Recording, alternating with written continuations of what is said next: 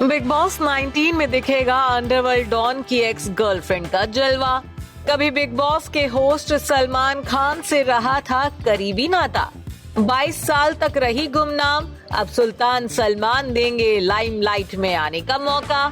जुर्म की दुनिया से तौबा कर वो हसीना बन चुकी है साध्वी, लेकिन अब सलमान के बुलावे पर बिग बॉस में होने जा रही है एंट्री।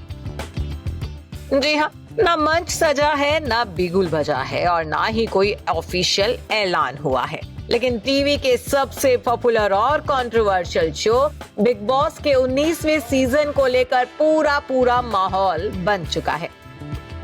ये खबरें तो लंबे वक्त से आ रही हैं कि इस साल सलमान खान के शो बिग बॉस का नया सीजन वक्त से पहले आ सकता है। खबरें हैं कि जुलाई के महीने में बिग बॉस का 19वें सीजन का ग्रैंड प्रीमियर होने जा रहा है।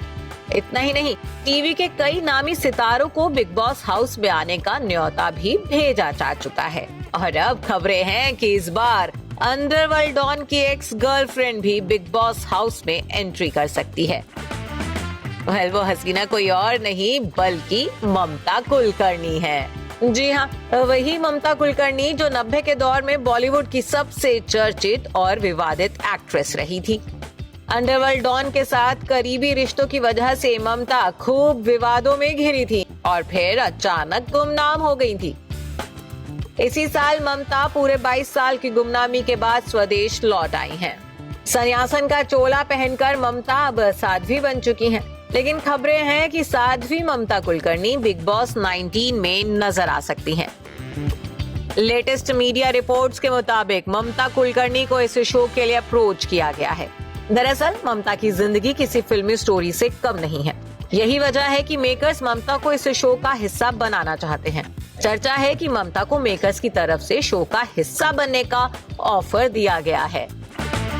हालांकि अभी तक इस बारे में कोई भी ऑफिशियल कंफर्मेशन नहीं है, लेकिन अब खबरें हैं कि ममता कुलकर्णी बिग बॉस 19 में नजर आ सकती हैं।